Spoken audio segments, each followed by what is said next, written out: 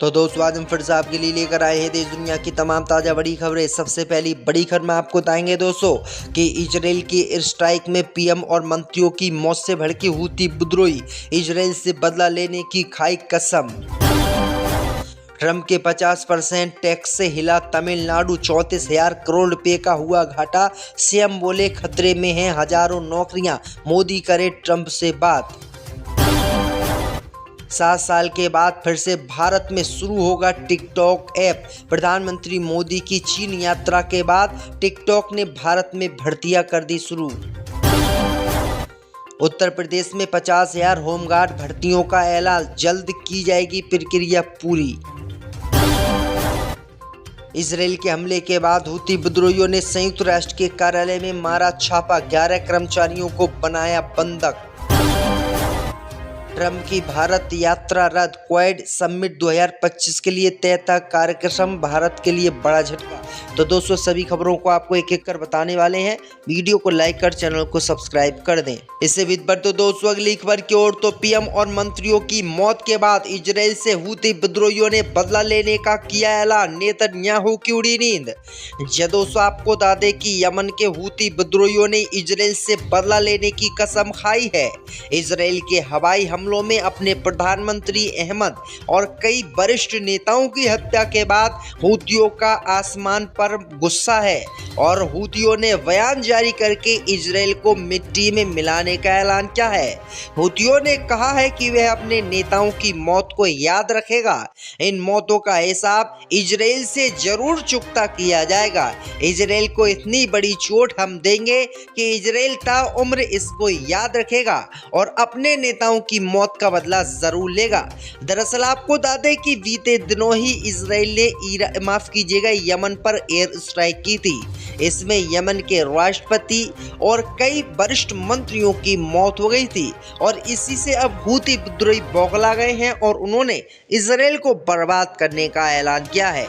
इसी बीच पर तो दोस्तों अगली खबर की ओर, तो ट्रंप के 50% टैरिफ से हिले भारत के राज्य, 34,000 करोड़ रुपए का हुआ घाटा।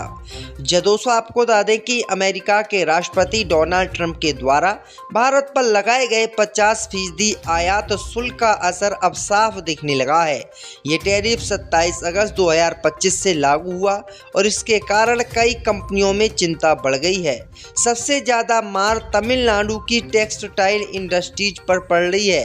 तमिलनाडु के मुख्यमंत्री एम.के. स्टालिन ने कहा है कि इस टैरिफ से राज्य को करीब 3.93 अरब डॉलर का नुकसान हो सकता है। उन्होंने इससे राज्य की अर्थव्यवस्था के लिए बड़ा झटका बताया है। अमेरिका लंबे समय से तमिलनाडु का सबसे बड़ा निर्यात बाजार रहा है। पिछले वित्तीय वर्ष में राज्य के कुल निर्यात का 31% हिस्सा केवल अमेरिका को गया था, जबकि राष्ट्रीय स्तर पर यह औसत 20% है। ट्रंप के डबल टैरिफ लागू करने के बाद कई अमेरिकी कंपनियों ने तमिलनाडु से दिए गए ऑर्डरों को रद्द कर दिया है। इससे भी बढ़ तो दोस्तों अगली खबर की ओर, तो प्रधानमंत्री मोदी की चीन यात्रा के बाद देश में फिर से लागू होगा टिकटॉक ऐप। दोस्तों आपको बता दें कि मोदी सरकार ने क्षेत्रीय सुरक्षा को आंकते हुए टिकटॉक ऐप पर बैन लगाया था, जिसके बाद बीते 7 साल से टिकटॉक ऐप भारत में बैन है। अब खबर सामने निकल कर आई दोस्तों कि अमेरिका के विरोध करने के बाद अब मोदी फिर से चीन से जा मिले हैं और चीन पहुंचकर प्रधानमंत्री मोदी ने शी जिनपिंग से 7 साल के बाद मुलाकात की है। अब खबर सामने निकल कर आई दोस्तों कि प्रधानमंत्री मोदी के चीन पहुंचने के बाद अब टिकटॉक कंपनी ने टिकटॉक कंपनी में भर्तियां निकाल दी हैं। इन भर्तियों के जरिए टिकटॉक कंपनी के बड़े बड़े पद कंपनी भरने वाली है। अब उम्मीद जताई जा रही है कि टिकटॉक भारत में फिर से लॉन्च होगा, क्योंकि टिकटॉक के जो कर्मचारी हैं उनकी नौकरी चली गई थी, लेकिन अब ये कर्मचारी फिर से टिकटॉक में काम करेंगे तो टिकटॉक भारत में फिर से लागू होने वाला, यानी टिकटॉक ऐप फिर से भारत में चलेगा। इस बीच पर तो दोस्तों अगली खबर की ओर, तो उत्तर प्रदेश में 50,000 होमगार्ड की भर्ती का ऐलान। दोस्तों आपको बता दें कि उत्तर प्रदेश के युवाओं के लिए बड़ी खुशखबरी है। यूपी में होमगार्ड भर्ती 2025 के तहत करीब 50,000 पदों पर भर्ती होने वाली है। मुख्यमंत्री योगी आदित्यनाथ ने अधिकारियों को सख्त निर्देश दिए हैं कि भर्ती प्रक्रिया को जल्द शुरू किया जाए और नई नियमावली के साथ आयु सीमा में छूट दी जाए। ये भर्ती पूरी तरह पारदर्शी और निष्पक्ष होगी, जिसमें लिखित परीक्षा अनिवार्य होगी। ये खबर यूपी के युवाओं में जोश भर रही है, क्योंकि इससे रोजगार के नए रास्ते खुलेंगे। वर्तमान में होमगार्ड विभाग में 1,18,348 पद हैं, लेकिन सिर्फ 71,155 जवान ही कार्यरत है, यानी 47,193 पद खाली हैं।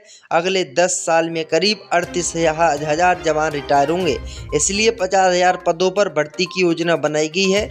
यह उन युवाओं के लिए शानदार अवसर है जो यूपी होमगार्ड भर्ती 2025 की तलाश में है। इससे भी बढ़ते दोस्तों अगली खबर की ओर, तो हूती विद्रोहियों ने संयुक्त राष्ट्र के कार्यालय में मारा छापा, 11 कर्मचारियों को बनाया बंधक। दोस्तों आपको बता दें कि ईरान समर्थित हूती विद्रोहियों ने रविवार को यमन की राजधानी सना में संयुक्त राष्ट्र की 3 प्रमुख एजेंसियों के कार्यालय पर छापेमारी की है। इस दौरान कम से कम 11 संयुक्त राष्ट्र कर्मचारी हिरासत में लिए गए हैं, जिससे स्थानीय और वैश्विक स्तर पर चिंता की लहर दौड़ गई है।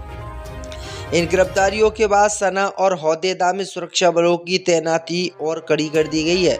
इस कदम को हाल ही में इजरायल के हमले में हूती प्रधानमंत्री और उनके कई मंत्रियों की मौत से जोड़कर देखा जा रहा है। हूती सुरक्षा बलों के बाद एक 3 यूएन एजेंसियों को भी निशाना बनाया गया है। तो ये बड़ी अपडेट आ रही है दोस्तों। इससे भी बढ़ते दोस्तों अगली खबर की ओर, तो ट्रंप की भारत यात्रा रद्द, क्वाड समिट 2025 के लिए था कार्यक्रम। दोस्तों आपको बता दें कि अमेरिका के राष्ट्रपति डोनाल्ड ट्रंप ने नवंबर में होने वाले क्वाड शिखर सम्मेलन के लिए भारत आने की योजना रद्द कर दी है। न्यूयॉर्क टाइम की रिपोर्ट के मुताबिक ये फैसला भारत अमेरिकी संबंध में आई कड़वाहट के कारण लिया गया है। नवंबर में होने वाले इस अहम क्वाड समिट में अमेरिका, भारत, जापान, ऑस्ट्रेलिया के नेता शामिल होने वाले थे। पहले से तय कार्यक्रम के मुताबिक ट्रंप की भारत यात्रा तय मानी जा रही थी, लेकिन अब उनकी अनुपस्थिति इस सम्मेलन को लेकर कई खड़े सवाल कर रही है। रिपोर्ट्स के अनुसार बीते कुछ हफ्तों में भारत और अमेरिका के बीच रिश्ते तनावपूर्ण बने हुए हैं। हालांकि अभी तक व्हाइट हाउस की ओर से इस बारे में कोई आधिकारिक बयान जारी नहीं किया गया है। विशेषज्ञों का कहना है कि ट्रंप का ये फैसला दोनों देशों के रिश्तों पर असर डाल सकता है। इससे भी बढ़ते दोस्तों अगली खबर की ओर, तो गाय का गोश्त खाने से सलमान खान के पिता ने किया इनकार, बोले गाय का दूध होता है फायदेमंद। दोस्तों आपको बता दें कि गाय के गोश्त को लेकर सलमान खान के परिवार का एक बड़ा बयान सामने आया है। दरअसल आपको बता दें कि गणेश चतुर्थी को धूमधाम से मनाने वाले सलीम खान ने सुशीला चरक से शादी की, जो एक हिंदू है। हालांकि सलीम ने उनसे हिंदू त्योहार मनाने की भी वादा किया था। एक इंटरव्यू में सलीम खान ने बताया है कि मुस्लिम होने के बावजूद उनके परिवार ने कभी बीफ का सेवन नहीं किया। उन्होंने कहा कि इंदौर से लेकर अब तक हमने कभी बीफ का सेवन नहीं किया। कई लोग इसे खाते हैं, कई लोग इसे पालतू कुत्तों को खिलाने के लिए भी खरीदते हैं। प्रॉफिट मोहम्मद की शिक्षाओं के मुताबिक गाय का दूध माँ के दूध की तरह होता है और ये बहुत फ़ायदेमंद चीज़ है। उन्होंने कहा कि गाय को नहीं मारना चाहिए और बीफ का सेवन करने से मना किया। उन्होंने कहा कि हम गाय का गोश्त नहीं बल्कि गाय का दूध पीते हैं, क्योंकि गाय को मारना बिल्कुल गलत है और गाय को हम लोगों को नहीं मारना चाहिए। तो सलीम खान ने ये बड़ी बातें आज कही हैं। इससे भी बढ़ते दोस्तों अगली खबर की ओर, तो विपक्ष का वोट चोरी वाला दाव चौतरफा घिरी बीजेपी, नीतीश कुमार भी नाराज। दोस्तों आपको बता दें कि केंद्रीय गृह मंत्री अमित शाह ने दिल्ली में बिहार के भाजपा नेताओं की अहम बैठक बुलाई है।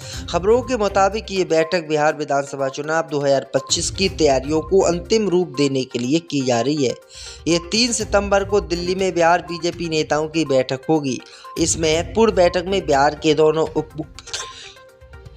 सम्राट चौधरी, विजय सिन्हा शामिल होंगे। इनके साथ ही बिहार प्रभारी विनोद तावड़े, सह प्रभारी दीपक प्रकाश, बिहार बीजेपी के सभी वरिष्ठ नेता और बिहार कोटे के केंद्रीय मंत्री भी शामिल होंगे।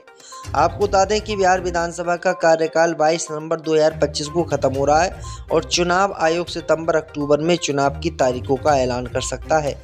ऐसे में भाजपा और एनडीए गठबंधन चुनावी रणनीति को मजबूत करने में लग गए हैं। इस मीटिंग में सीट बंटवारे, उम्मीदवारों के चयन से लेकर चुनावी रणनीति पर चर्चा की जाएगी। इससे भी बढ़ते दोस्तों अगली खबर की ओर, तो गाय का गोश्त खाने से सलमान खान के पिता ने किया इनकार, बोले गाय का दूध होता है फायदेमंद।